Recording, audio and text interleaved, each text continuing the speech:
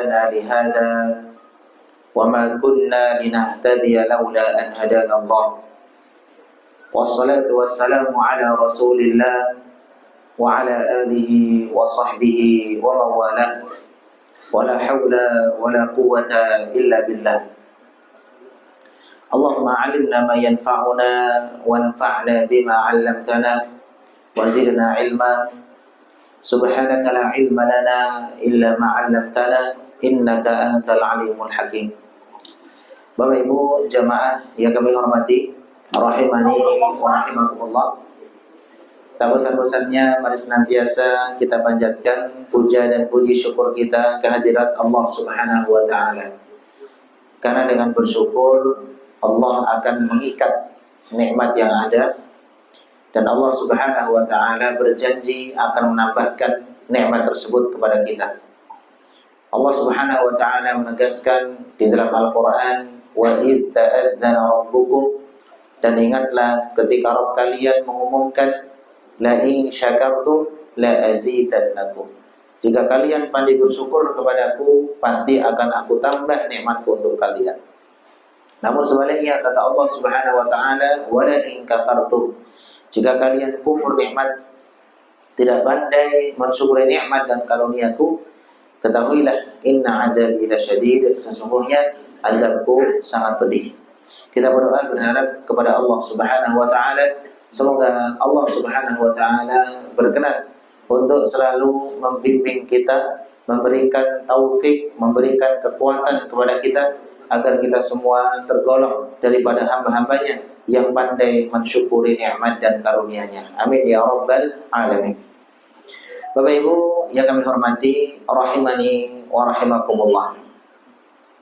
Beberapa waktu yang lalu, yaitu hari Rabu, saya pada tausiah di Masjid Al-Munawwarah, kemudian naik motor sampai Pal 10 belok kanan. Kira-kira kemana Pak? Pal 10 belok kanan, kira-kira kemana? Pom bensin. Nah, belok kanan sebentar, kiri. Pede saya masuk. Pak, full tank, saya bilang gitu. Full tank mas, saya bilang gitu. Masnya ketawa. Dia belum lihat harga kah? Kata dia. Coba bang lihat ke atas, kita lihat tuh 17.000 ya Pak. Jadi pas hari Rabu itu pas ganti harga. Benar atau tidak Pak? Lalu saya ganti haluan ini ceritanya. Mas, nggak jadi full tank. 70.000 isi aja berapa dapatnya? Itu dibuka, kemudian diisi. Masnya ketawa saja. Ini orang kepedean mungkin masuk full tank katanya. Kemudian di hati saya mengatakan, ya naiknya lumayan besar itu Pak. 4.000 itu besar Bapak, tinggi.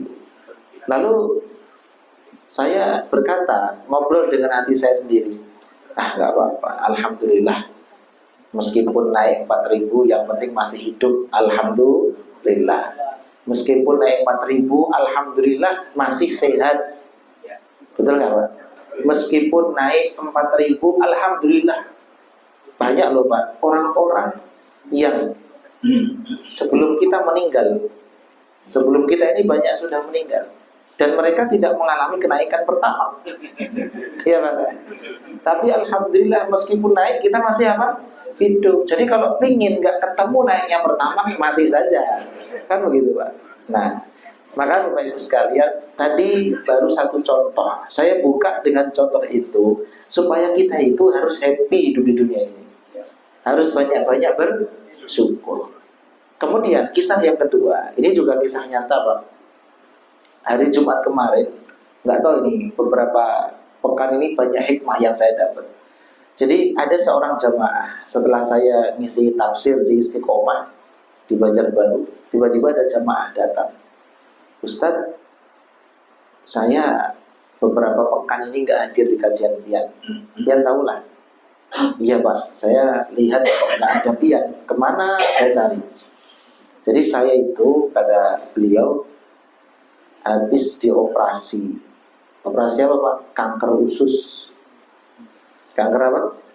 Kanker usus. Usus kita itu kan ada yang besar, usus besar, betul Pak ya? Itu panjangnya berapa? Sekitar 1,5 meter. Sekitar berapa? 1,5 meter. Jadi awalnya beliau itu sakit diare Pak, nggak sembuh-sembuh. Diare tidak sembuh-sembuh. Lalu setelah itu cek ke dokter, nggak sengaja curhat ceritanya kepada dokter. Dok, saya ini diare sudah minum obat apapun sampai detik ini sama, tidak ada peningkatan. Sama, tetap diare. Apa kata dokter? Pak, kayaknya perlu dicek, kata dokternya. Dokternya firasat. Kemudian dicek, mohon maaf, dimasukkan alat ke bagian bawah. Kemudian kena itu Pak, ada apa namanya di TV itu kelihatan. Jadi ususnya itu ada benjolan-benjolan. Banyak sekali itu Pak. Lalu dokternya kaget, Pak, mohon maaf, Pian ini kena kanker stadium 2. Kanker stadium 2. Kaget beliau Pak. Yang biasanya sehat, ya Pak, tiba-tiba apa? Kena kanker stadium 2. Kaget. Wajar, namanya manusia. Kalau nggak kaget malah aneh. Kaget kan, waduh. Kaget beliau. Akhirnya apa? Beliau banyak istighfar. Astagfirullah, untuk menguatkan batin beliau. Karena beliau termasuk yang sering hadir majelis taklim. Mungkin banyak ilmu beliau dapat. Dikuatkan hati beliau dengan istighfar. Lalu kata dokter, kayaknya Pian perlu kemo ini Pak. Di kemo Pak. Ya kan? Dilihat ini kayaknya semoga bisa habis kankernya Pak. Sel-selnya ini bisa apa? Habis. Bisa bersih. Setelah di kemo malah tambah besar. Tambah apa? Besar. Dia kan kecil kemudian membesar. Akhirnya apa? Dipotong 0,5 meter. Jangan kita kira apa motong selang gitu kan, bukan lah. Ini yang dipotong apa? Usus 0,5 meter dipotong. Nah, hilang setengah. Kalau namanya operasi kan berarti ada yang dibedah, ada yang disobek. Ya Pak. Semua tubuh beliau sudah sobekan semua Pak. Itu yang pertama kali 0,5 meter. Lalu kata dokter, insya Allah Pak, itu sisa sedikit aja kata dia. Di kemo lagi nanti semoga apa? Bersih. Di kemo malah tambah. Jadi Pak, akhirnya Pak, dibelah lagi. Dibelah untuk apa? Ususnya diambil semua. Lalu dicek lagi sampai nyebar ke empedu. Empedunya diambil. Sekarang nggak punya empedu. Jadi usus besarnya diambil, empedunya juga apa? Diambil. Lalu beliau bercerita, di dalam baju saya ini Ustaz, itu ada kantong plastik. Harganya 65.000, saya harus ganti ini 2 hari sekali. Harganya berapa tadi? 65.000. Berarti kalau 1 bulan, kita asumsikan 30 hari. Berarti berapa kali beliau ganti? 15. 60.000 kali 15 berapa? 900.000. Sekitar 1 juta per bulan hanya untuk beli apa? Kantong plastik. Eman-eman gak Pak? Yang beli kantong plastik sebulan sekali berapa? 1 juta. Lalu beliau tanya kepada saya. Nah ini momentum yang terus terang saya pribadi langsung merasakan getaran yang sangat hebat, luar biasa. Beliau mengatakan begini, saya sering mendengar tentang syukur, saya sering mendengar tentang sabar, tapi saya ingin tahu satu kalimat dari Pian yang bisa membuat hati saya lebih bersyukur, satu saja. Kebetulan pas itu saya habis baca kitab cara bersyukur. Lalu saya sampaikan, Pak, Pian mulai sakit kapan? Tahun kemarin. Berarti ini udah berapa bulan? Sekitar 1 tahun. Baik. Umur Pian 70-an. Dia nggak nyebutkan berapa, 70-an. Kemudian saya tanya, selama 69 tahun Allah memberikan kepada Pian kesehatan, betul atau tidak Pak? Mungkin Pian sakit baru berapa? 1 tahun. Lebih banyak sehatnya atau lebih banyak sakitnya? Tak suruh berpikir beliau. Kalau Pian saya tanya gitu, jawabnya apa Pak? Lebih banyak sehatnya. Beliau pun berpikir, iya Ustaz, lebih banyak sehatnya. Apa yang menyebabkan Pian ragu untuk bersyukur kepada Allah, sedangkan Allah memberikan pada Pian kesehatan yang jauh lebih lama daripada sakit. Apa yang membuat pian tidak mau kemudian kembali bersyukur kepada Allah? Lalu dia merenung, kembali senyum dia. Ya benar Ustaz. Lalu saran pian apa? Tetap istiqomah sholat Pak. Karena biasanya, mohon maaf, saya tidak nakut-nakuti Pak, Allah memberikan kepada pian kesempatan ini. Biasanya orang kalau sudah nggak punya usus Pak, itu nggak lama. Betul nggak Pak? Coba pian tanya ke dokter-dokter. Biasanya kalau udah nggak punya usus, itu biasanya apa? Nggak lama. Saya nggak nakuti pian, tapi ini luar biasa pian. Pian nggak merasakan apa-apa kan? Nah, aman kata dia. Bismillah. Semoga umur pian masih panjang. Dengan sakit ini, pian selalu sadar bahwa sehat itu nikmat yang sangat luar biasa. Sehingga pian tambah tekun beribadah kepada Allah sampai diwafatkan oleh Allah Subhanahu Wa Taala. Pak, jangan kira yang cepat wafat itu yang sakit saja Pak. Yang sehat kayak saya ini hampir mati loh Pak. Ramadan kemarin itu saya hampir mati Pak. Bener. Saya mungkin pernah cerita ke pian. Iya kan? Di daerah Adil Bakti yang habis Hasanuddin itu, ya saya lewat sana ke arah Hasanuddin. Kemudian tiba-tiba ada kucing lewat. Saya rem, saya yang malah kecelakaan. Di belakangnya ada Hilux. Hampir kelindes saya Pak. Tinggal mungkin 1 meter. Sampai yang supir itu marah-marah. Ikan itu kata dia, dia nggak tahu saya. Ya kan? Ini tahu Ustaz Hasanuddin baru bingung dia. Dia nggak tahu saya. Artinya apa? Ya itulah, seorang tokoh kiai itu kalau di luar komunitasnya itu bukan siapa-siapa Pak. Jadi kita itu harus bisa posisikan diri. Ya, jangan terlalu jaim di luar. Karena kita ini bukan siapa-siapa. Kita mungkin dianggap ustadz di komunitas kita, tapi di luar kita itu bukan siapa-siapa. Percaya atau tidak? Contoh, pian taruh saja sepeda motor di tengah jalan, pasti marah-marah itu orang. Mau pian dokter kah, profesor, pasti dimarahin juga Pak. Karena orang nggak pandang bulu di luar itu, di luar komunitas kita. Maka saya sampaikan kepada beliau itu, lalu beliau mulai tersenyum, lalu pamit, Ustaz, saya pamit, terima kasih apa nasihatnya. Maka pada malam hari ini, Bapak Ibu sekalian, kita akan bersama-sama menyimak hadis Nabi Muhammad Sallallahu Alaihi Wasallam tentang pentingnya bersedekah untuk setiap persendian yang ada di dalam tubuh kita. Ada satu hadis, dan hadis ini menurut kami termasuk hadis yang isinya sangat terang benderang. Nabi itu langsung terus terang, to the point. Kalian itu harus, kata Nabi SAW, seakan-akan mengatakan harus syukur terhadap apa? Nikmat sehat. Apa kata beliau Sallallahu Alaihi Wasallam?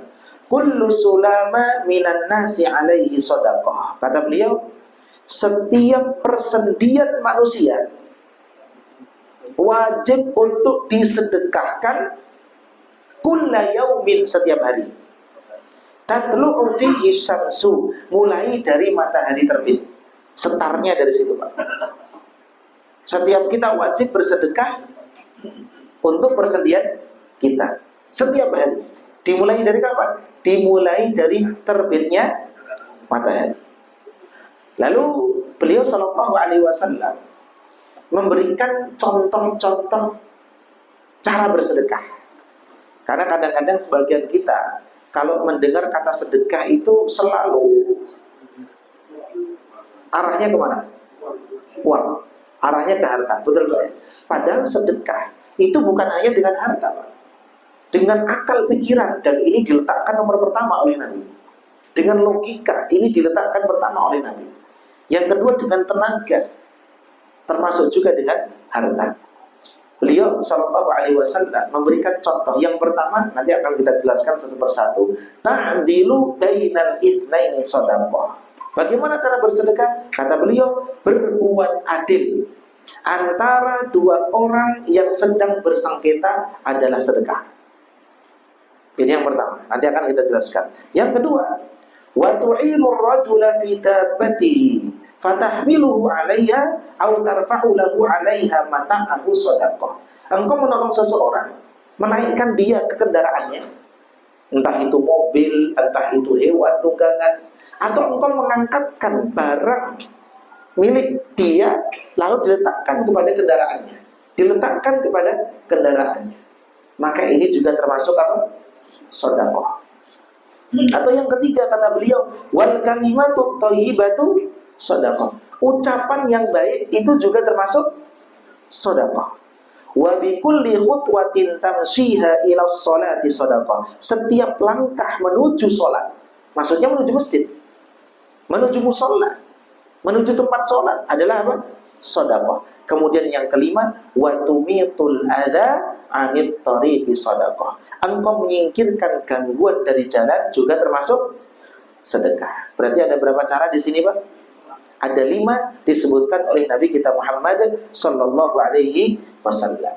Bapak Ibu sekalian, di dalam hadis ini Nabi sallallahu alaihi wasallam mengingatkan kita tentang persendian. Kita ini punya berapa sendi, Pak? Tahu dari mana? Pernah hitung, Pak? Dari mana, Mas? Tahu dari mana? 360 itu. Ilmu kesehatan ada. Alhamdulillah. Ternyata di hadis Nabi dijelaskan, Pak.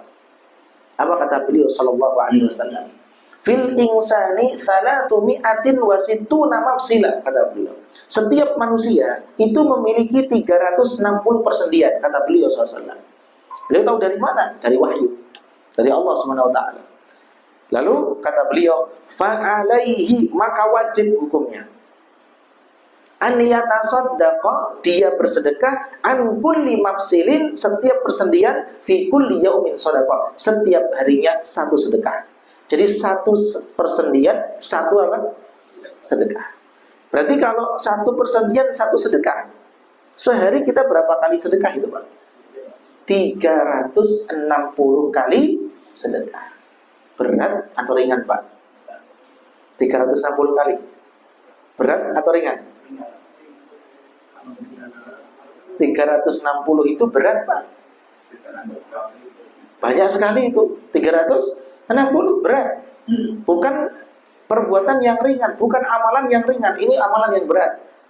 Maka beliau sallallahu alaihi wasallam memberikan kepada kita beberapa contoh cara bersedekah. Karena beliau tahu ini sulit untuk dilakukan, maka pian jangan bingung. Nah, seakan-akan begitu, Pak. Nabi memberikan contoh-contoh cara apa? Bersedekah. Apa yang pertama? Kata beliau sallallahu alaihi wasallam, yang pertama adalah berhukum adil antara dua orang yang sedang apa? Bersengketa. Berarti ini bentuk sedekah dengan apa, Pak? Pikiran, logika. Ini yang pertama ditaruh oleh Nabi di hadis ini, Pak. Karena orang yang berpikir itu lebih mahal daripada tenaga. Orang yang cerdas, yang pinter, itu lebih mahal daripada yang pakai apa? Tenaga. Saya mau tanya Bian. Kan biasanya kalau mau bangun rumah, itu yang paling mahal nyewa siapa, Pak? Siapa? Arsitek, Pak. Arsitek sama kulinya lebih mahal mana? Arsitek sama kulinya? Arsitek, tetap arsitek, Pak. Betul atau enggak? Arsitek berpikir kulinya tenaga pakai, tapi dia nggak bertanggung jawab. Dia kan hanya ngikuti aja. Gambarnya sekian, oh ya sekian. Artinya Pak, mahal ini mahal, Pak. Logika kita ini mahal. Akal pikiran kita itu mahal. Maka di sini Nabi Muhammad SAW mengatakan orang yang menggunakan akal pikirannya, logikanya untuk menghukumi dua orang yang sedang bersengketa dengan hukum yang adil, menyelesaikan sengketa mereka berdua, maka dia termasuk orang yang bersedekah. Tapi dengan apa tadi? Pikiran dan logikanya. Contoh, Bapak Ibu sekalian, karena ini penting. Biasanya ini nggak ada di perkuliahan, Pak. Ini biasanya ilmu pengalaman. Ilmu apa? Pengalaman. Dan kami lihat di setiap pesantren itu harus ada orang yang bisa memecahkan masalah. Karena pesantren itu banyak masalah. Termasuk di dalam organisasi harus ada orang yang bisa memecahkan masalah. Karena pasti organisasi Islam itu banyak apa? Masalah. DKM masjid sama. Harus ada orang yang bisa memecahkan masalah. Kalau bahasa Inggrisnya apa, Pak? Problem apa? solving, tulisnya gitu, bacanya bener lah. Problem apa? Solving. Nah, itu nggak tahu cara bacanya gimana. Ya, ada yang pernah kuliah sastra Inggris, Pak. Jadi ada istilah berarti problem solving, pemecahan masalah. Itu harus ada di setiap organisasi, lembaga, pesantren, masjid. Kenapa? Karena pesantren, masjid, organisasi Islam itu banyak setannya. Iya Pak enggak? Coba lihat cek. Masjid sama terminal lebih banyak setannya yang mana? Mungkin kalau setan tuh lihat orang di terminal, Allah, kita aja udah lemah kok, gak usah diganggu lagi, kan begitu Pak. Tapi kalau di masjid, luar biasa, godaannya sangat dahsyat. Betul nggak Pak? Maka sekali lagi harus ada orang yang bisa memecahkan masalah. Saya kasih contoh Bapak Ibu sekalian. Mohon maaf bukan menggurui, tapi ini pengalaman kami di pesantren. Ada santri Pak. Santri ini kalau boleh kita katakan kurang tertib, kurang disiplin. Naruh sabun di depan kamar. Sabun itu kan sudah kita kasih tempatnya di sini sebelah kamar mandi, pakai gayung, taruh yang rapi. Ditaruh di mana? Depan kamar tidur. Lalu apa yang dilakukan oleh asatidzah? Diambil sabun itu lalu diletakkan di gudang. Karena aturannya seperti itu. Jadi kalau ada barang yang tidak di tempatnya, ditaruh di mana? Di gudang. Lalu apa kata santri? Pulang Pak. Karena rumahnya dekat sama pesantren, ibarat tetangga pesantren. Pulang ke rumah, nggak tahu izin apa enggak, lapor ibunya, ibu, sabun saya dibuang ke tempat sampah. Sabun saya dibuang ke mana? Ke tempat sampah. Siapa yang buang? Kata ibunya. Ustadz A, kata dia. Wah, ibunya garang Pak. Kenapa garang? Karena kurang pendidikan. Kurang apa? Pendidikan. Dan kami maklumi itu. Beliau itu kalau nggak salah SD sampai SD sudah belajar. Ya kami maklumi itu, kan kita bisa lihat itu Pak, latar belakang pendidikan. Lalu datang malam-malam Pak. Itu saya persis hari Ahad keempat. Saya pas di jalan ngisi dari Mandastana Pak, kampung Inggris. Tapi saya orang Jawa semua. Saya juga bingung, kenapa kampung Inggris padahal bahasa apa? Jawa. Lalu saya pulang, ditelepon, Ustaz, ada wali santri Fulan, kata dia, tetangga pesantren, datang ke pesantren mengatakan bahwa saya ini telah membuang sabun putranya. Ya saya tanya, bener atau enggak? Enggak Ustaz, ada di gudang, buktinya ada. Foto Bang? Foto. Ini Ustaz di gudang. CCTV cek, hari itu ada di gudang. Memang ditaruh di mana? Di gudang. Lalu kesimpulannya, karena saya masih di jalan ya Pak, langsung saya ambil sikap, tolong putranya malam ini disuruh nginep di rumahnya dulu, jangan di pesantren. Karena kami takut Pak, nanti diinterogasi ustadz-ustadznya malah bahaya, ya kan? Tidur di rumahnya, tidur di rumahnya. Lalu saya pikir, ini anak ini memfitnah siapa? Ustadznya. Ustadznya mau nggak ya ngajar anaknya ini lagi? Mau atau tidak? Karena kan kita nggak bisa maksa. Karena keriduan guru itu penting. Akhirnya apa? Tanpa saya konfirmasi kepada siapapun, dadakan itu Pak, saya panggil semua. Ibunya saya panggil, anaknya nggak mau datang. Ibunya mau. Kemudian ustadz semua saya panggil. Ada 5 ustadz kalau nggak salah, saya panggil semua. Lalu saya ambil papan tulis. Taruh itu papan tulis Pak. Tulis masalah, solusi. Masalah sebelahnya apa? Solusi. Masalah pertama tulis, apa masalah anaknya ibu ini? Saya bilang itu kepada anak, kepada ustadz. Lalu ditulis, Ustadz sering alfa dari pelajaran, tulis. Terus mau masalah banyak itu Pak. Puncaknya apa? Memfitnah saya. Itu ada itu. Memfitnah saya membuang sabun di tempat sampah. Padahal sudah ada buktinya kami tidak buang di tempat sampah. Lalu buktinya kami lihatkan ke siapa? Ibunya. Ini Bu. Oh iya Kang Ustaz, berarti Ulun salah lah marah-marah kemarin. Berarti ibunya baik, karena dia ngaku ya Pak, salah. Kemudian akhirnya saya putuskan, baik, sekarang keputusannya Ibu ya, kami tidak maksa. Saya mau tanya ustadz-ustadz ini nggak ada settingan ibu. Kita nggak main drama di sini. Ini semua dadakan. Ya kan ustadz, dadakan semua? Iya ustadz, dadakan semua. Kita nggak ada apa main settingan di sini. Ustadz tetap mau ngajar anaknya, anak beliau.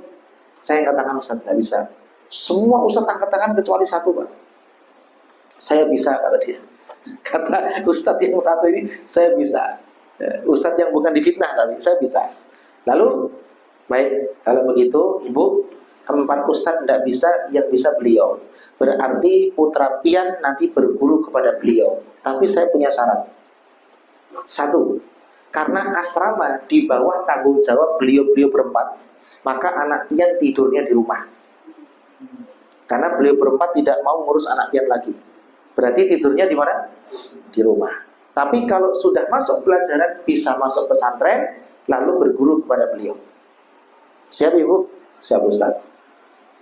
Karena kalau beliau ngomong nggak siap, ya gimana? 4 orang nggak mau ngelola kok pak, nggak mau ngurusi lagi. Akhirnya apa? Saya punya satu syarat lagi tapi ibu, kami tunggu 3 hari. Kalau putra pian minta maaf, karena tadi pian lihat videonya jelas bahwa sabunnya nggak dibuang di tempat sama. Kami tunggu 3 hari. Kalau putra pian minta maaf, maka kami izinkan berguru dengan beliau. 1 orang tadi pak. Dan tidurnya di mana? Di rumah. Tapi kalau tidak minta maaf selama 3 hari, mohon maaf, berarti memang putra pian tidak serius lagi ingin belajar di tempat kami. Nanti kami bantu carikan pesantren yang cocok untuk anak pian. Gitu kan sekalian. Artinya apa? Tidak ada pihak yang tersakiti, harus adil di situ, objektif. Tapi kalau kita udah memihak, wah habis itu. Akhirnya apa? Ibu itu mengatakan, siap Ustaz, tunggu 3 hari lah Ustaz. Ya. Ditunggu 3 hari, ternyata apa Pak? Anaknya nggak datang. Berarti memang anaknya nggak mau serius belajar di pesantren kami. Bisa dipahami ya Pak? Nah, ini salah satu cara memecahkan apa? Masalah. Selesai, tanpa konflik. Nah, di organisasi kita kan sering Muhammadiyah Salafi, ya Pak nggak Pak? Sering apa enggak? Itu sampai kiamat nggak selesai kayak itu. Iya Pak, ini Muhammadiyah di Salafi terus. Nah, maka di sini memang harus ada yang memecahkan masalah. Kalau kami boleh tawarkan Pak ya, ini pandangan kami. Kami ambil pandangan ini dari kemarin. Idul Fitri itu kemarin 3 Pak. Kemis, Jumat, Sabtu. Yang Kemis itu ikut Afghanistan. Yang Jumat ikut Hisab Muhammadiyah global. Kemudian yang Sabtu ikut pemerintah. Betul Pak ya? Dan beberapa negara di ASEAN. Lalu saya ambil kesimpulan di situ. Sebenarnya mudah sekali untuk menentukan siapa yang berhak ngisi di Masjid Muhammadiyah atau Muslim Muhammadiyah. Gampang sekali. Kita merujuk kepada pusat. Pusat kan punya aturan, punya warna Pak. Apa warnanya? Pengisi Muhammadiyah itu harus loyal kepada apa? Ajaran Muhammadiyah. Benar atau tidak? Harus loyal. Bedakan totalitas dengan apa? Loyalitas. Loyal itu kan dia condong, gak ada masalah, no problem. Tidak ada catatan hitam di organisasi. Ini penting Pak. Lalu setelah itu kami simpulkan, oh berarti kalau ada polemik, misalnya di wilayah atau di daerah, ini ustadz ini sebenarnya loyal kemana? Kan gampang Pak. Majelis tabligh panggil semua ustadz. Tidak boleh pakai perasaan. Tidak boleh pakai apa? Perasaan. Panggil semua ustadz. Satu persatu. Mohon maaf ustadz. Atau di chat atau di telepon. Pian ini mohon maaf lah, ikut pemerintah kah atau ikut hisab apa? Global. Maaf, saya ikut pemerintah. Maaf ustadz lah, kami belum bisa memanggil pian lagi. Karena aturan dari pusat, memang kita harus memanggil ustadz-ustadz yang mengikuti apa? Global. Mohon maaf setelah itu bukan dolim Pak, jangan takut. Itu bukan dolim. Itu namanya warna organisasi. Boleh, nggak ada masalah. Sebagaimana teman-teman sebelah itu nggak boleh ustadz-ustadz Muhammadiyah ngisi di masjidnya. Itu warna, nggak ada masalah. Jadi dipahami? Jadi kita nggak usah bawa perasaan, kasihan, nggak ada. Nggak usah bawa perasaan. Ini kawan anak ulun, nggak ada kawan-kawanan. Ini organisasi. Nggak ada Pak. Ini keluarga besar ulun, nggak ada keluarga besar. Ini organisasi. Itu pola pikir yang kami kira yang paling tengah. Jadi paling mudahnya Bapak dipanggil, pian ikut hisab global atau ikut apa tadi? Pemerintah. Bukan berarti yang ikut pemerintah salah, bukan. Tapi apa? Ini aturan organisasi. Lalu mengatakan, oh saya ikut hisab global. Bismillah. Saya dipahami ya Pak. Ini baru salah satu apa? Contoh pemecahannya. Bukan kumpul nama-namanya ditulis bulan. Itu perasaan, tidak bisa. Itu apa namanya? Perasaan. Caranya gimana tadi? Panggil satu-satu. Ideologinya seperti apa? Nah, ini salah satu yang bisa ulun tawarkan. Nah, kalau kita kebingungan, betul nggak Pak? Kenapa? Karena sebagian kita masih ragu dengan apa namanya perasaan dolim tadi, perasaan dolim, perasaan tidak enak dan lain sebagainya. Insya Allah itu tidak termasuk perbuatan zalim. Bisa dipahami ya? Ini yang pertama. Yang kedua, kata beliau Shallallahu Alaihi Wasallam, membantu seseorang menaiki kendaraannya atau mengangkatkan barangnya ke atas kendaraan. Biasanya banyak nih di terminal Pak, atau ketika umroh. Ketika apa? Umroh. Yang lihat ibu-ibu itu berat bawa koper, Bu, saya bantu ya.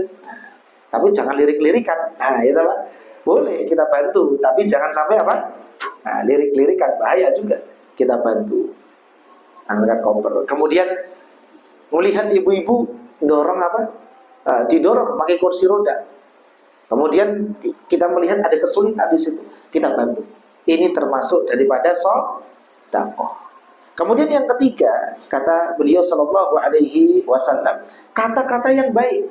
Ini juga termasuk sedekah. Alhamdulillah, satu sedekah. Subhanallah, satu sedekah. Allahu Akbar, satu sedekah. Sudah berapa Pak? 3. La ilaha illallah, 4. La haula wa la quwata illa billah, 5. Berarti gampang, 360. Ya teman. Kemudian yang keempat kata beliau, wa bikulli khutwatin tamshiha ila sholati sadaqah. Setiap langkah kaki kita menuju masjid untuk melaksanakan apa? Sholat. Ini juga termasuk sedekah. Berapa langkah kita menuju masjid Pak? Ustaz naik motor tadi Ustaz. Yang dihitung langkah bannya atau langkah kaki? Yang mana Pak? Putaran bannya atau langkah kaki? Nah, ini termasuk masalah kontemporer ya. Bisa jadi kalau kita dibahas masalah ini nanti pasti ada banyak jawaban. Ada yang mengatakan ya dikira-kira saja kalau nggak pakai sepeda motor berapa langkahnya?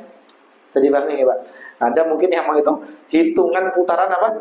Bannya bisa jadi ya, karena ini masalah kontemporer. Intinya tetap ada pahala dari Allah Azza wa Jalla dan bahwa itu adalah sedekah. Kemudian yang kelima, Bapak Ibu sekalian, menghilangkan gangguan dari mana? Dari jalan. Ini termasuk sedekah. Mungkin kami pernah bercerita beberapa kali lihat paku Pak. Kami pribadi lihat paku. Papan ada pakunya. Lalu saya ingat hadis ini dan ingat tawasul dengan amal soleh. Gas. Kemudian tiba-tiba berpikir, kalau saya ambil paku itu, saya masukkan kemana? Tempat sampah atau tempat yang aman. Insya Allah, kalau itu ikhlas, masalah-masalah saya akan diselesaikan oleh Allah Azza wa Jalla. Saya lakukan itu berkali-kali. 1, 2, beberapa waktu yang lalu saya lihat baut itu Pak. Baut itu kalau keinjek mobil truk, bannya itu bisa pecah itu. Bisa apa? Bocor lah intinya seperti itu. Karena saya lihat itu sengaja dipasang. Hati-hati pian kalau lewat Trikora Pak ya. Kalau sering bocor hati-hati pian. Karena saya tahu pelakunya. Ya, saya tahu pelakunya. Saya pernah mergoki Pak, jam 8 malam, sepi kan itu di arah Masjid Agung itu. Itu dia nyebarkan di situ. Astagfirullah. Sekarang orangnya pindahnya kemana? Ke arah Cempaka sana. Yang lampu merah itu. Makanya hati-hati pian lewat apa? Trikora. Dulu sering ngantre itu sebelum masuk gang Masjid Hilal itu Pak. Orang pagi itu ngantre situ. Karena saya tahu ada yang buang di situ. Saya lihat sendiri. Ada yang buang Pak. Jadi setelah ditambal itu Pak, kan itu kan nggak dibuang ya, masukkan lagi kemana saya nggak tahu.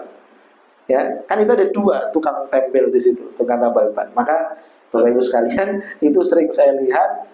Maka saya tadi berusaha, kalau saya lihat langsung saya masukkan kemana? Tempat sampah atau tempat yang aman. Ini termasuk daripada sedekah. Berarti ada berapa tadi? Ada berapa? 5 cara bersedekah menurut Nabi Muhammad Sallallahu Alaihi Wasallam. Tapi Bapak Ibu sekalian, ada cara yang paling simpel. Meskipun kita nggak bersedekah sebanyak 360 kali, tapi dengan cara ini itu sudah cukup mewakili. Yaitu apa, Pak? Salat duha. Makanya beliau sallallahu alaihi wasallam menegaskan di dalam hadis lain, wa yujzi'u min dalika, dan semuanya itu cukup dilakukan dengan apa? Rak'atani yarka'uhuma minad duha. 2 rakaat salat duha. Jadi seseorang sholat 2 rakaat, Pak, itu mewakili sedekah 360 kali untuk bersedekah. Cukup dilakukan sholat duha 2 rakaat. Bisa dipahami insyaallah? Nah, sekarang Bapak Ibu sekalian, pertanyaan kami, sholat duha itu minimal berapa rakaat? 2. Maksimal berapa? Ada 2 pendapat. Ada mungkin beberapa pendapat, yang kami tahu baru 2, 8 atau tidak terbatas. Dan itu nanti biar bisa cek di dalam website Muhammadiyah ID. Disebutkan tentang tata cara sholat duha. Yang 2 rakaat ada dalilnya, yang 4 rakaat ada dalilnya, yang 6 ada dalilnya, yang 8 ada dalilnya, yang tidak terbatas juga ada dalil. Yazidu masya'a. Beliau menambah sekehendak beliau sallallahu alaihi wasallam. Ini disamakan sholat apa? Duha. Dan ternyata Bapak Ibu sekalian, di dalam sebuah athar Abu Hurairah radhiyallahu anhu itu pernah diberikan wasiat oleh beliau sallallahu alaihi wasallam. Jadi Nabi mewasiatkan kepada siapa? Abu Hurairah. Lalu Abu Hurairah bercerita, apa kata beliau? Ausani khalili bi thalathin. Kekasihku yaitu Nabi Muhammad SAW mewasiatkan kepadaku 3 hal. La ada'uhunna hatta amut. Aku tidak pernah meninggalkan 3 hal tersebut sampai aku wafat. Sampai aku apa? Wafat. Berarti 3 amal ini, Pak, meskipun dirutinkan, statusnya tidak akan berubah menjadi wajib. Kenapa? Karena wahyu Allah sudah terputus dengan wafatnya Nabi Muhammad Shallallahu Alaihi Wasallam. Ada sebagian kita, Pak, ditanya, kenapa jarang sholat duha? Kadang sholat duha, kadang enggak. Takut jadi wajib hukumnya. Jangan bilang takut jadi wajib, bilang aja males. Jadi kami, Pak. Kenapa? Karena hukum itu tidak akan pernah berubah sampai kiamat. Sholat duha sampai kiamat, hukumnya nggak mungkin wajib. Tetap hukumnya apa? Sunnah. Kenapa? Karena beliau sudah wafat. Maka kalau kita menggunakan dalil Nabi kadang-kadang terawih di masjid, kadang-kadang di rumah, kadang-kadang nggak keluar ke masjid, takut apa kata beliau? Terawih jadi wajib. Itu beliau masih hidup, Pak. Tapi ketika beliau wafat, fix sudah final bahwa apa? Terawih itu nggak mungkin jadi wajib, sholat duha nggak mungkin jadi wajib, sholat malam nggak mungkin jadi apa? Wajib. Jadi aman. Justru kita perlu dipertanyakan itu, kenapa kok hari ini sholat besok enggak? Jangan katakan takut jadi wajib, bilang saja kenapa tadi, Pak? Males. Nah, itu malah jujur itu, Pak. Karena males, itu kan selesai. Karena sebagian kita seperti itu, Pak, berdalil dengan dalil yang tidak tepat. Contoh yang lain, ini sering saya sampaikan, mohon maaf, yaitu terkait apa? Sholat duhur atau sholat asar. Berapa rakaat, Pak? Sholat duhur itu berapa rakaat? 4. Sholat asar, ada seorang imam lupa, harusnya tahiyat akhir, dia lanjut rakaat 5. Ulang lagi, harusnya tahiyat apa?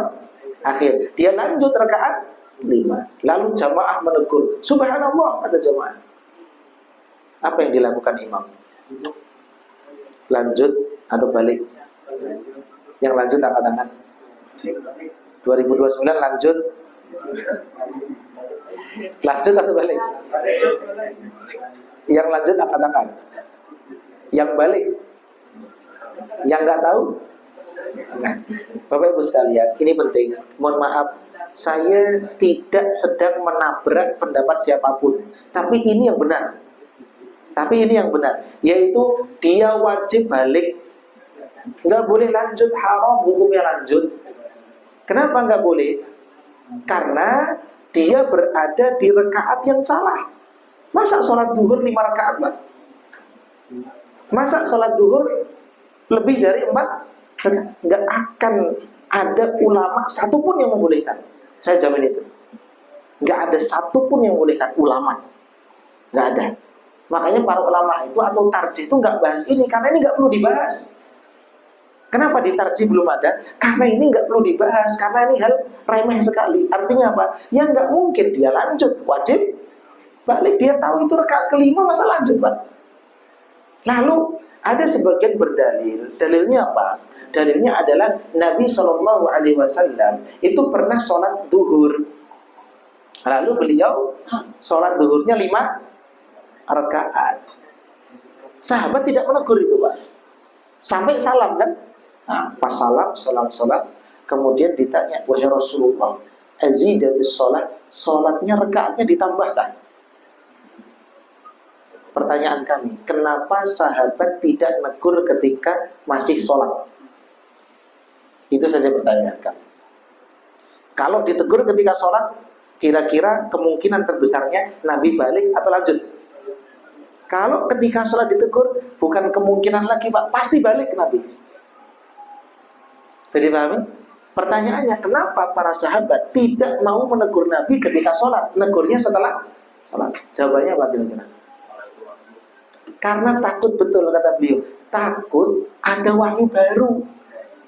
Duhurnya jadi 5 rakaat. Gak ada yang nutup kemungkinan, Pak. Bisa jadi. Kan dulu pernah ada kisah tiba-tiba kiblat pindah, ya Pak. Itu ketika sholat, Pak. Kiblat pindah itu ketika apa? Sholat. Makanya sahabat itu takut menegur Nabi. Kenapa? Barangkali wahyu turun. Harusnya 4 jadi berapa? 5. Gak tahu. Makanya negurnya setelah sholat. Nah, perkara wahyu terputus ini penting untuk dijelaskan kepada jamaah. Jadi paham ya? Makanya yang benar ketika seseorang nambah sampai 5, dia wajib balik meskipun sudah berdiri tegak. Kenapa? Dia berada di rakaat yang salah, nggak boleh lanjut. Tapi kalau lupa tasyahud awal, ini beda lagi, Bapak Ibu sekalian. Kalau lupa tasyahud awal, dia nggak usah balik, nggak perlu balik. Kenapa? Dia berada di rakaat yang benar. Kalau ada sholat punya tasyahud awal, berarti lebih dari 2 rakaat. Kalau lupa tasyahud awal, berarti berdiri di rakaat ke-3. Bener nggak? Sholat yang ada tasyahud awal itu 3 rakaat. Benar, maghrib ada 3, ya Pak? Ada rakaat ketiga maksudnya. Kemudian duhur ada rakaat apa? Ketiga. Asar ada rakaat ketiga. Beda lagi kalau sholat subuh, Pak. Harusnya tahiyat akhir, bukan tasyahud awal. Tasyahud akhir, dia lanjut. Maka dia wajib balik kalau ditegur. Atau kalau ingat, wajib balik. Bisa dipahami ya? Kenapa? Karena itu tasyahud akhir, bukan tasyahud awal. Tapi kalau tasyahud awal sudah berdiri, maka tidak boleh balik. Dia wajib apa? Lanjut. Nah, ini terkait dengan masalah wahyu yang telah terputus. Bapak Ibu sekalian, 3 wasiat Nabi kepada Abu Hurairah itu apa saja? Yang pertama kata beliau, shaumi thalathati ayyamin min kulli syahrin. Puasa 3 hari setiap bulan. Contohnya ayamul bid. Ini yang paling tertib ini ayamul bid. 13, 14, 15. Tapi di sini lafaznya umum, Pak. Di hari apapun, Senin, Kemis, Senin kah? Kemis, Kemis, Kemis kah? Senin, Senin, Senin kah? Senin, Kemis, Senin kah? Pokoknya 3 hari itu sudah mewakili. Setiap bulan berapa? 3 kali puasa. Syukur-syukur alhamdulillah ditambah ayamul bid. Jadi lebih dari 3 hari. Senin, Kemis, Senin, Kemis, Senin, Kemis, tambah lagi ayamul bid, tambah banyak lagi pahalanya. Jadi ini batas minimal wasiat Nabi kepada siapa? Abu Hurairah. Pertanyaannya, wajib atau sunnah ini Pak hukumnya?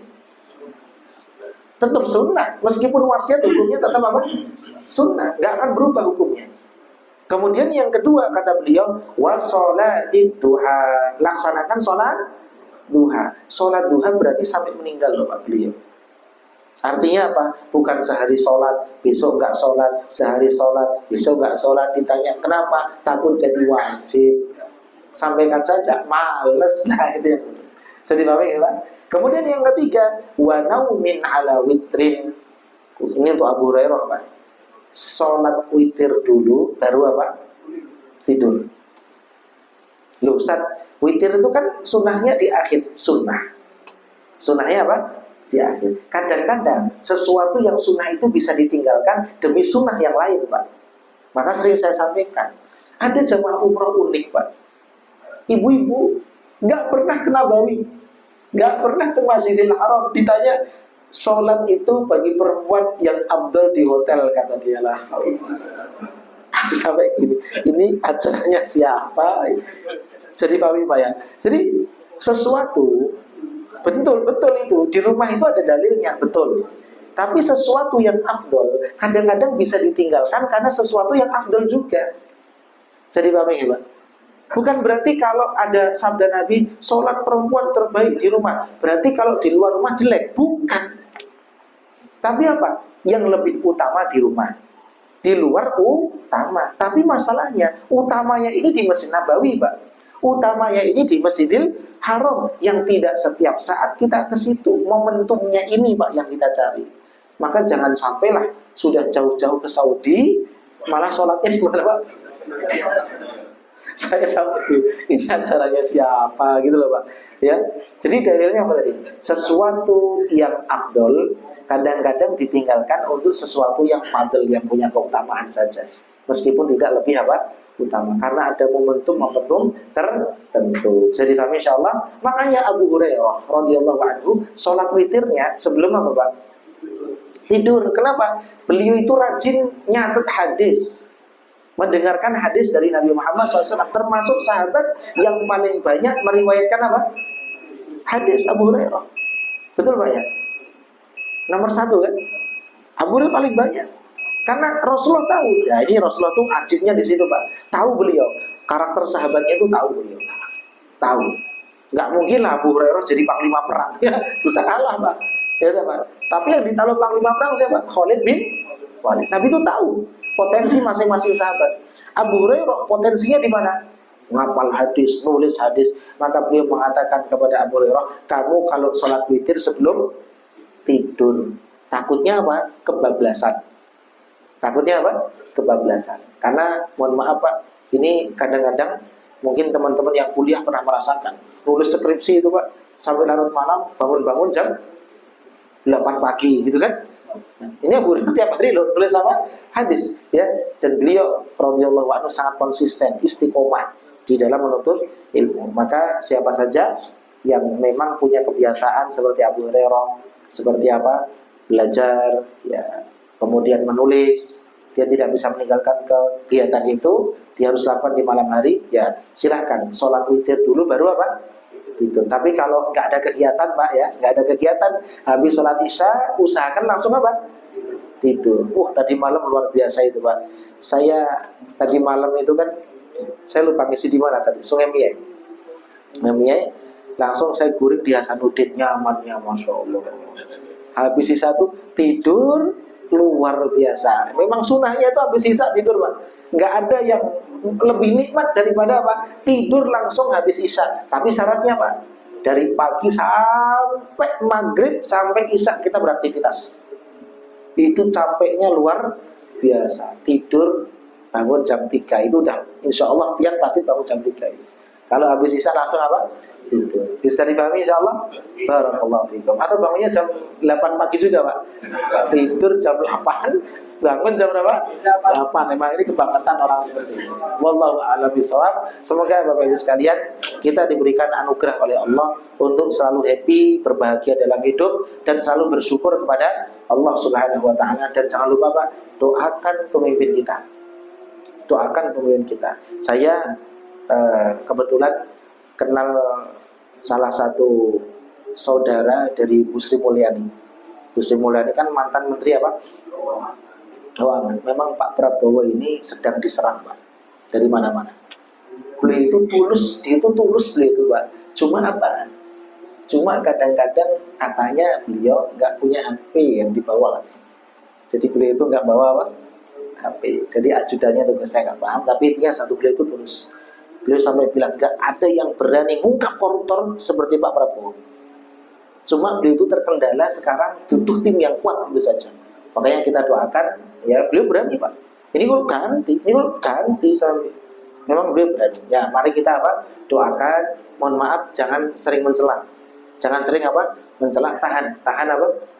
Jari-jari kita banyak doakan. Meskipun kita kadang-kadang nggak setuju dengan beberapa apa? Program. Tapi perlu diingat ya Pak. Alhamdulillah Al-Furqan itu sekarang buka program MBG loh Pak. Yang cek itu ada di Al-Furqan. Jalan. Kalau yang ngelola amanah tetap apa? Jalan. Kalau yang ngelola amanah. Yang punya BP Arlin itu Pak siapa? Mendatangi saya. Ustadz bisa nggak nyarikan saya ini? Beliau BP Arlin itu punya berapa dapur? Amanah. Beliau mau membangkitkan UMKM yang punya roti apa di bagian itu kalau mana. Maka kita doakan Pak, semoga beliau Pak Prabowo diberikan kekuatan untuk bisa Pak mengemban amanah menjadi Presiden Republik Indonesia. Barakallahu fikum, wabillahi taufiq wal hidayah. Kita akhiri dengan doa kafaratul majlis. Subhanakallah bihamdik, asyhadu an la ilaha illa anta, astaghfiruka wa atubu ilaik. Assalamualaikum warahmatullahi wabarakatuh.